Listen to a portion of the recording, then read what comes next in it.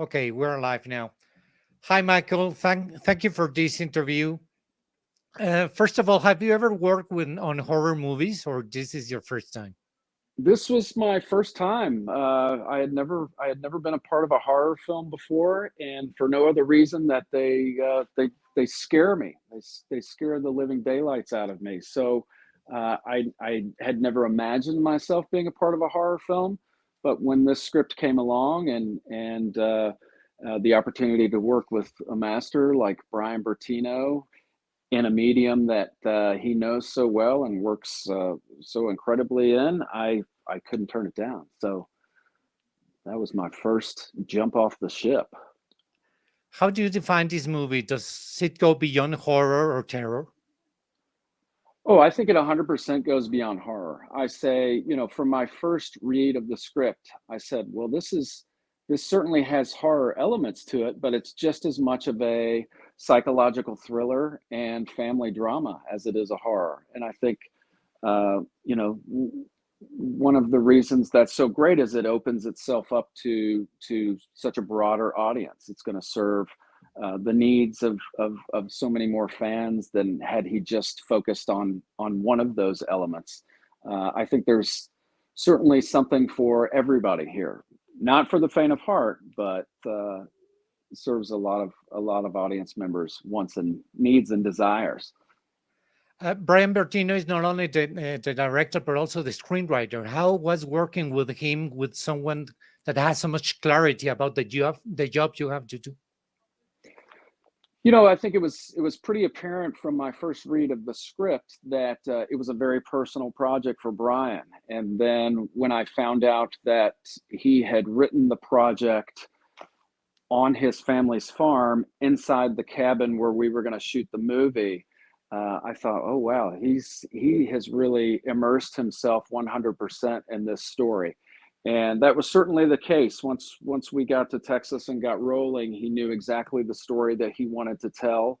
My the lead of the film, Marin Ireland, this was actually her first horror film as well. We had worked together once before back in 2016 on a film called In the Radiant City that was directed by Rachel Lambert, produced by Jeff Nichols. And Marin and I had played siblings in that film. So the actress that was supposed to play Louise in The Dark and the Wicked had to drop out for a scheduling reason. Not long before we went into production, and I contacted Brian and the producers, and I said, you should really give Marin some consideration, give her a look, because I think she knocked this thing out of the park. I didn't actually know at that time that she had never done a horror film before, and she was, thankfully for me, she was just as scared as I was. But I assured her we would take the journey together, hold hands, and jump into the dark pit as a family, as a team. And but Brian was right there with us, holding our hand, and you know we we had no idea how much longer it takes to shoot a film like this than a straight drama or a straight comedy, because each scare has three or four more setups than you would in a straight drama or comedy. So, being able to watch a master work, I think was a huge learning experience for both of us, and the fact that it was so personal to him, the story was so personal, and it was dealing with a family and saying goodbye to a parent, it made it all more impactful of an experience.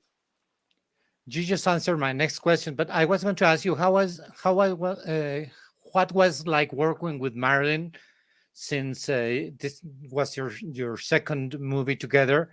Is the environment is different, the mood, the atmosphere for both of you was different? Yeah, I think Marin Ireland. I've said this a number of times, and I'll say it till the day they throw the last load of dirt on my box. I think Marin Ireland is one of the most talented actresses working today, and there aren't many actors that you can say are just as captivating on screen as they are on stage. And Marin Ireland is that. I've seen her wow an audience of 1,200 people, and you feel like no, there are very few actors you meet who will invest as much as she does. And so any opportunity that I have to work with her, I will certainly jump at it, because she gives 150%. And then I think the final product really reveals that. Tell us about what it's like to shoot the movie at Brian's house. Was the atmosphere different because of that simple fact that it was his own house?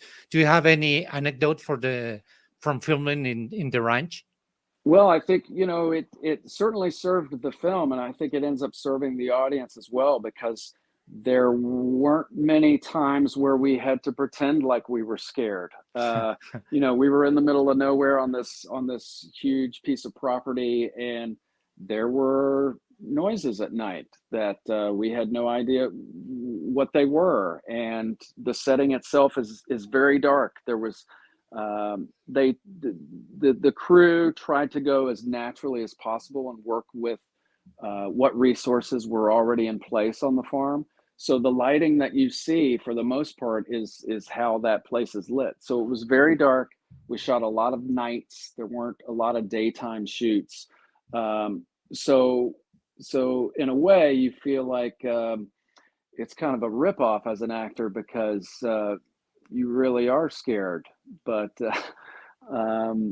yeah, no, and the fact that Brian had grown up there and written the script there, he knew exactly what story he wanted to tell, and he had every shot planned out to a T. So we saved so much time, and we were able to focus on exploring these characters and exploring these relationships, because all the technical work had been done prior to showing up.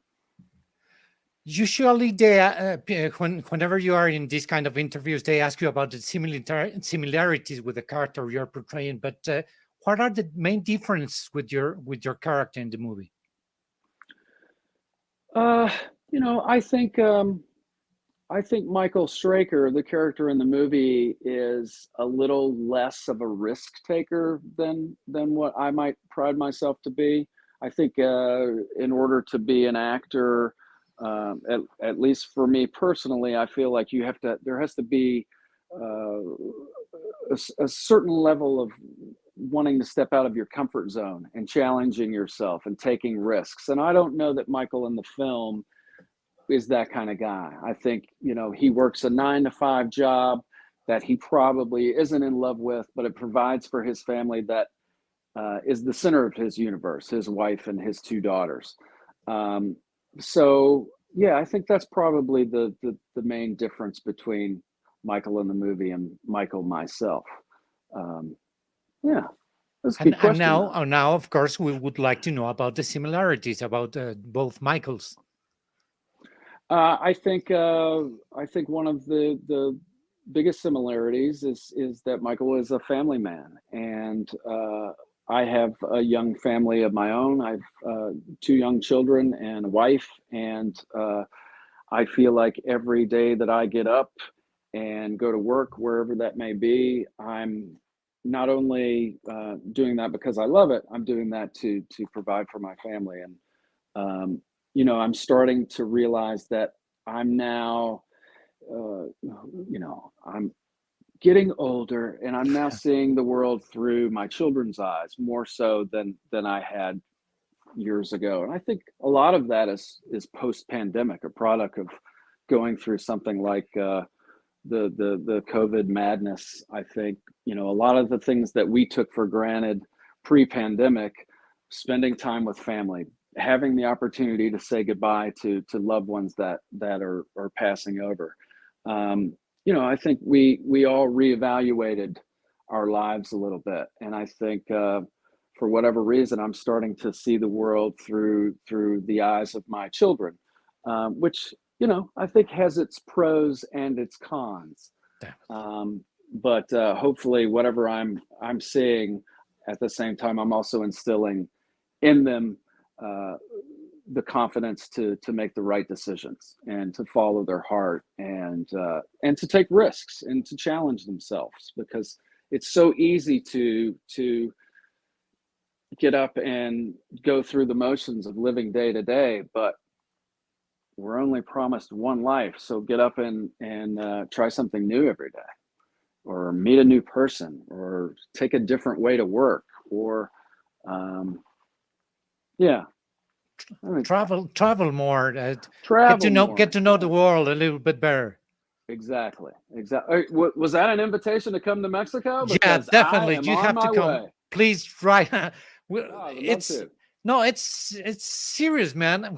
We would like you to have it here in Mexico. Yeah, I we'd would love to love have to. you here, I would love to come back for sure. especially since we are at 72 degrees and you are Freezing, wearing a coat freezing inside, like I wasn't able to afford heat this month, so I'll just wear a coat indoors. No, indoors. we're supposed to get snow tonight, which is actually kind of exciting because we haven't had any snow this year. And we're getting ready to move into spring here, so it would be nice to see at least one snow before we move on. Yeah, before the next year. Finally, Michael, can you invite Mexican audiences to watch the movie, please? All right, listen up, Mexican audiences. It's finally coming to you, The Dark and the Wicked. Took a little while to get there, but I promise you it's going to be worth the wait. Do yourself a favor. Don't read reviews. Don't read summaries. Go in as blindly as possible, because it's only going to make your experience in the theater so much more exciting. Come out and see it.